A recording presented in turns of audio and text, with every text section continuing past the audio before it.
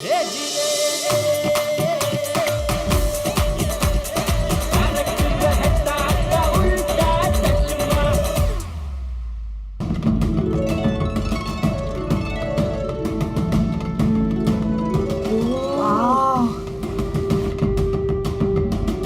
है ब्रिज, यहाँ से कैप्टन पूरे शिप को ऑपरेट करते हैं। इक्विपमेंट्स तो देखो कितने हाईटेक है। आई नो, सारे state of the art technology. हाँ, अरे इतने बड़े जहाज को ऑपरेट करना हो तो बेस्ट टेक्नोलॉजी तो चाहिए ही ना। एब्सोल्युटली। और यहाँ से कैप्टन को आगे का मौसम, रूट, कहाँ जाना है सब पता चल जाता है। इतना बड़ा क्रूज चलाना मतलब बहुत जिम्मेदारी की बात है, नहीं? आई विश हम कैप्टन से मिल पाते हैं ना। इतने क्या बबीता जी, कैप्टन को कैसे मिल सकते हैं हम लोग? वो भी है। आप लोग बस 2 मिनट रुके, मैं कुछ ट्राई करता हूँ। Tappu, all the best. होगा क्या? पता वाह, ये क्यों उड़ रहा है? देखो ना।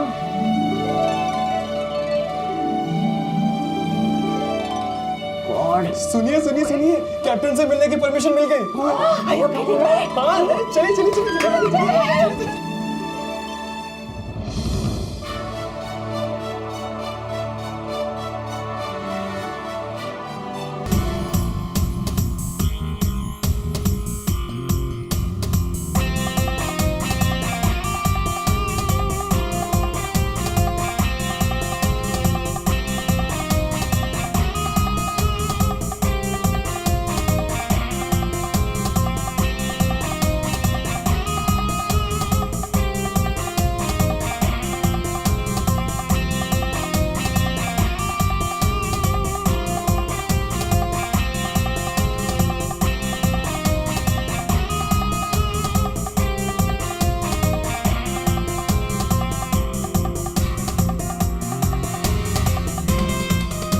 Sir, thank you so much for letting us view your cabin here.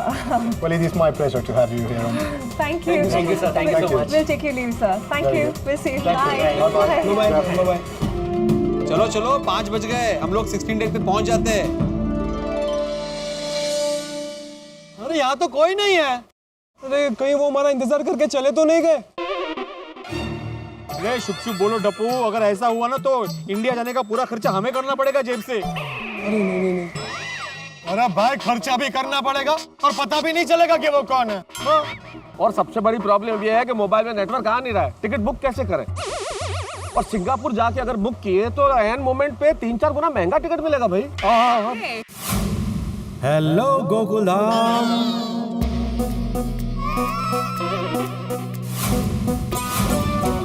आप मुझे ढूंढ रहे हैं ना? हाँ हाँ हाँ, बिल्कुल बिल्कुल। कहाँ हैं आप? आप सब लेफ्ट साइड पर ऊपर आ जाइए।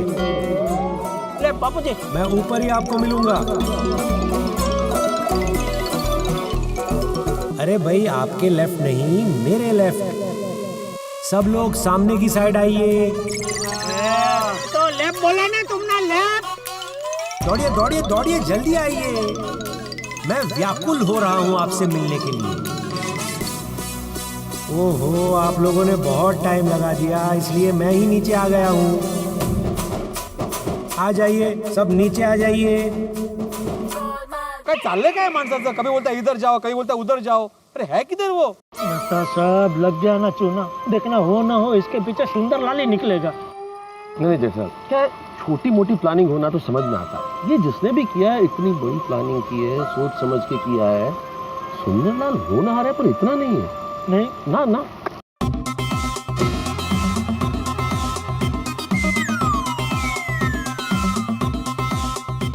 ये कौन है? बेटा कौन हो आप? ये इसने स्पॉन्सर किया हम सबको ये। इसी से पूछते बेटा कौन हो आप? बेटा कुछ बोल के बताओ जरा, आवाज तो सुने, यही उसकी आवाज। बोलो hello hello, mic testing 1 2 3, hello hello. Jethalal ऊपर ऊपर।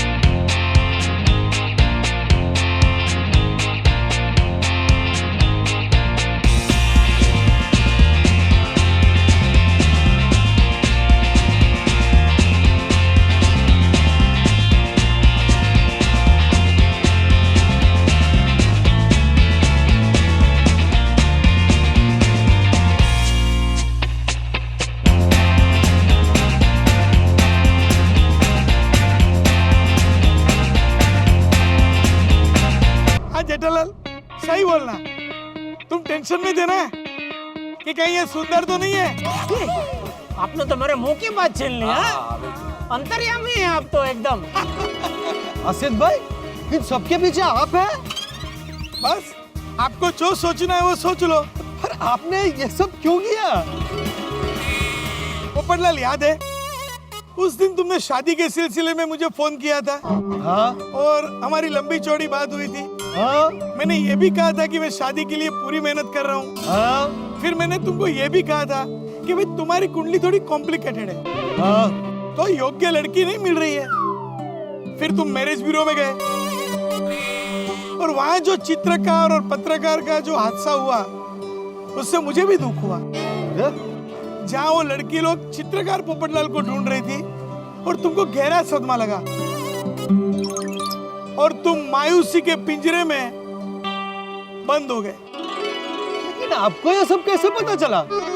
पोपटलाल, नाम आसित कुमार मोदी है मेरा, सबकी खबर रखता हूँ।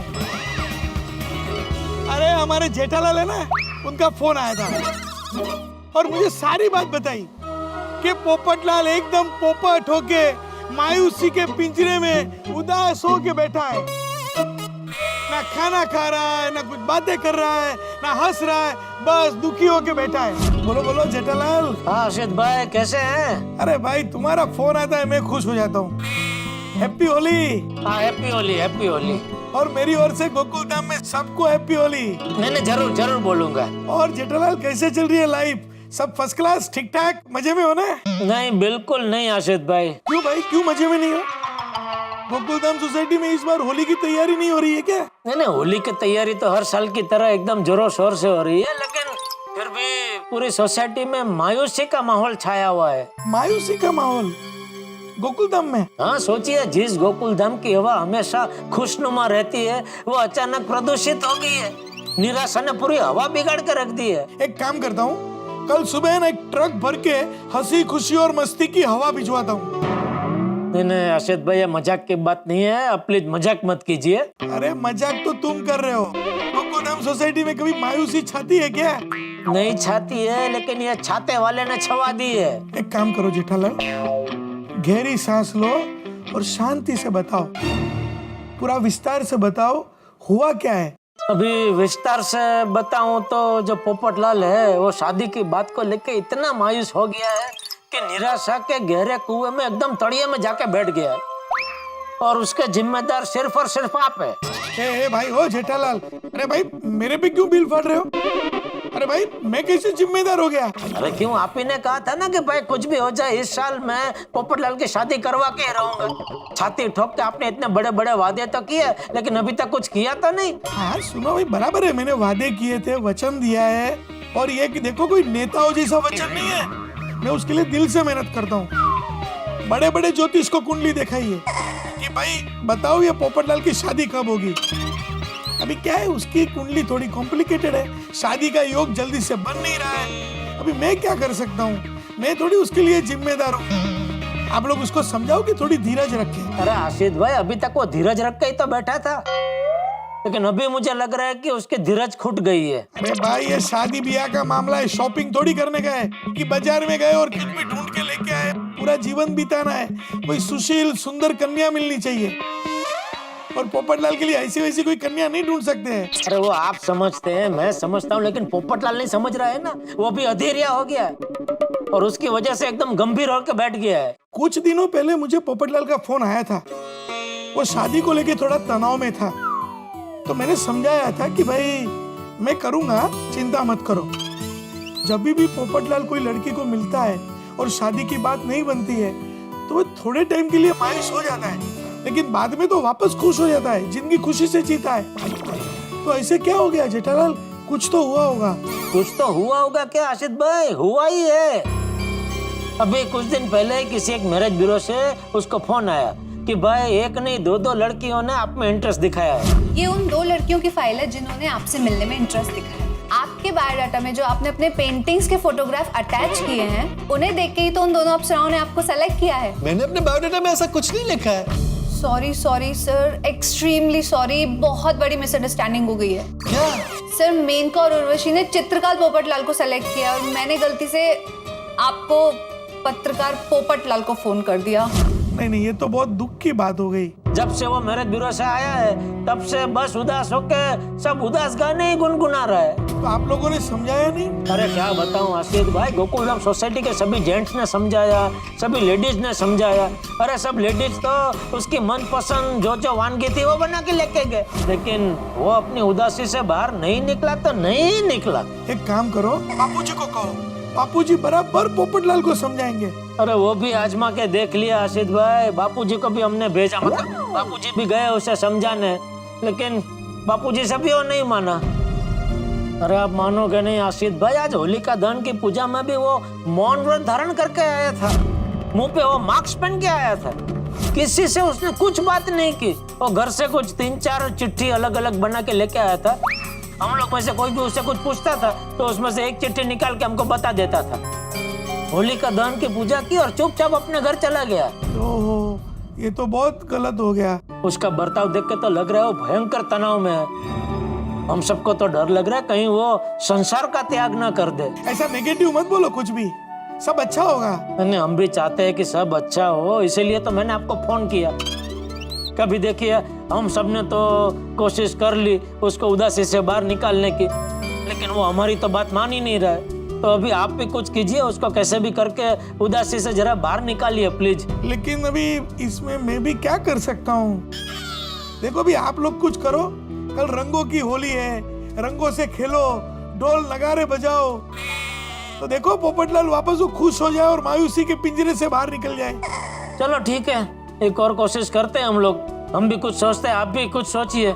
आशा करता हूँ कल सब ठीक हो जाए। आप सभी को मेरी शुभकामनाएं। Thank you, thank you. अरे ये खबर सुन के मैं भी मायूस हो गया और मुझे भी तुम्हारी चिंता होने लगी। हमेशा हंसते रहने वाले, सबको खुश रखने वाले, अगर पोपटलाल ऐसे मायूस हो जाएंगे ना तो मजा नहीं आएगा। देखा जाए तो पोपटलाल की इस मायूसी का जिम्मेदार मैं ही हूँ, लेकिन क्या करूँ? डिप्रेशन, मायूसी, उदासी कैसे आती है? एक ही नेगेटिव सोच, एक ही माहौल में बार बार सोचने से। पोपटलाल के विचार बदलना जरूरी है। थॉमस कुक ट्रैवल पोपटलाल को फॉरेन ट्रिप करवाता हूँ, लेकिन वो अकेला जाएगा? अरे नहीं नहीं, पूरी गोकुलधाम सोसाइटी जाएगी, तो पोपटलाल का मायूस होना कैंसल। बिल्कुल करेक्ट किया आसिफ ब्रा। वाह वाह वाह वाह आसिफ भाई, आपने तो कमाल कर दिया। देखो पोपटलाल, एक बात बताता हूँ, ये बात हमेशा दिल में रखना। तुम इतनी जगह सब जगह घूमे, एंजॉय किया, मस्ती की, देश विदेश के सब पर्यटकों को मिले, कितने सारे टूरिस्ट हैं। हाँ। सब देश विदेश से आए। तुम क्या मानते हो, ये सब लोग अपने जीवन में खुश है? सब लोग एकदम सुखी है? क्या किसी को अपने जीवन में कोई कंप्लेन नहीं है? है, लेकिन खुश हमें रहना पड़ता है। और जब हम नए नए लोगों को मिलते हैं, नई नई जगह पे घूमते हैं और हमारा दुख बांटते हैं, तो हमारा दुख कम हो जाता है। बहुत अच्छे। और पोपटलाल, ऐसे मत समझो कि जीवन में तुम अकेले दुखी हो। सब लोग के जीवन में कुछ ना कुछ दुख होता है। बस खुश रहो। जब भी दुखी हो जाओ ना, तो बंद कमरे में, बंद पिंजरे में मायूस होके बैठना मत, अकेले मत हो जाना, खुश रहना। खुश होते हुए चेहरे को मिलना, गले लगाना, और देखना तुम्हारा दुख दूर हो जाएगा। बापूजी ठीक कहा ना मैंने? जेठालाल? हाँ बिल्कुल। अरे पोपटलाल, ये गोकुलधाम वाले तुम्हें कितना प्यार करते हैं। ये पड़ोसी नहीं, परिवार है। तुम कितने खुशकिस्मत हो, कितना प्यार और खुशी मिलती है। और तुम जो बस उदासी के पिंजरे में बंद बैठे हो, अरे बाहर निकलो, खुशियों के पंख लगाओ और खुले आसमान में उड़ो।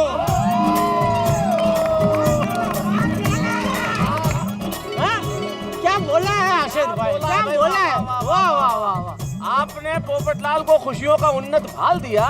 पहला ऐसा शिकारी है जिसने पंछी को पिंजरे से निकाल दिया।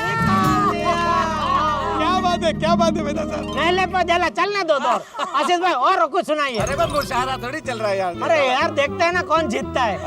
अरे पोपटलाल, ये तुम इतनी प्यारी गोकुलधाम सोसाइटी में रहते हो, तुम्हारे सारे पड़ोसी तुम्हारा कितना ख्याल रखते हैं। तुम मायूस हो गए तो सब लोग दुखी हो गए थे। तुम्हें मालूम है इतना प्यार सिर्फ नसीब वालों को मिलता है, और इसीलिए तुम दुनिया के सबसे सुखी आदमी हो। वाह वाह वाह आसिफ भाई, क्या बात कही है आपने। भाई आपने अपनी बातों से जिंदगी का फलसफा समझा दिया। भाई अब मेरी उदासी छू हो गई है, दुखी होना कैंसर। भाई मुझे सच में बहुत मजा आया है इस पूरी ट्रिप पर। मैं बहुत सारे लोगों से मिला, बहुत अनुभव किए, बहुत एडवेंचर हुए हैं, और अब से मैं बस सिर्फ खुश रहूंगा, खुद हंसूंगा, लोगों को हंसाऊंगा। वाह वाह वाह। और रही शादी की बात, वो तो आप करवा ही दोगे। मेरे लिए सुकन्या भी आपको ही ढूंढनी है, याद है ना?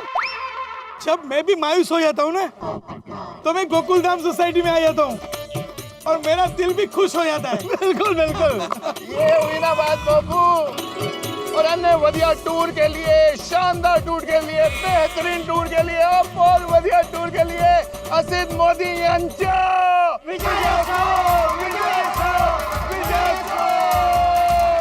भाई सबसे पहले गोकुलधाम सोसाइटी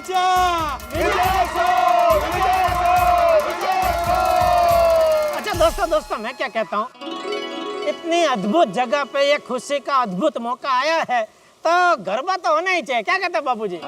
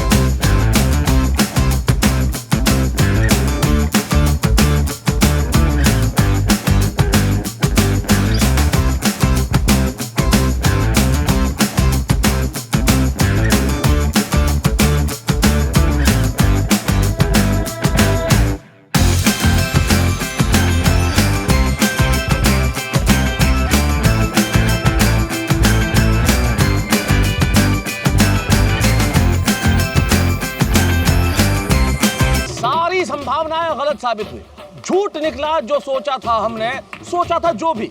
और इस सरप्राइज के पीछे निकले असित कुमार मोदी। भाई कमाल कर दिया असित कुमार मोदी जी ने, क्या सरप्राइज दिया है। और ये सरप्राइज सिर्फ खुशी देने वाला ही नहीं था, बल्कि बहुत कुछ सिखाने वाला था पोपटलाल जैसे लोगों के लिए, हम सब के लिए। जिंदगी में निराशाएं होती हैं, परेशानियां होती है, तकलीफें होती हैं, गम होते हैं, आप जिंदगी से निराश हो जाते हैं, दिल टूट जाता है।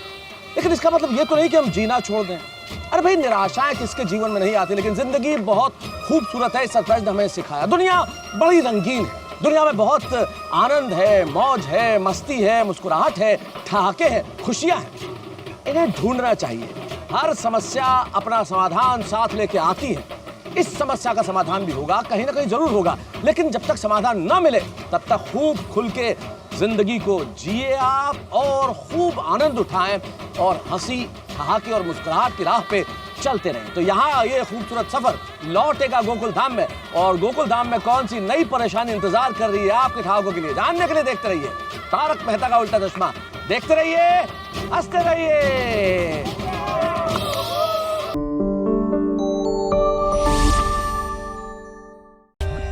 For more updates, subscribe to our channel, click the show links and enjoy watching the videos.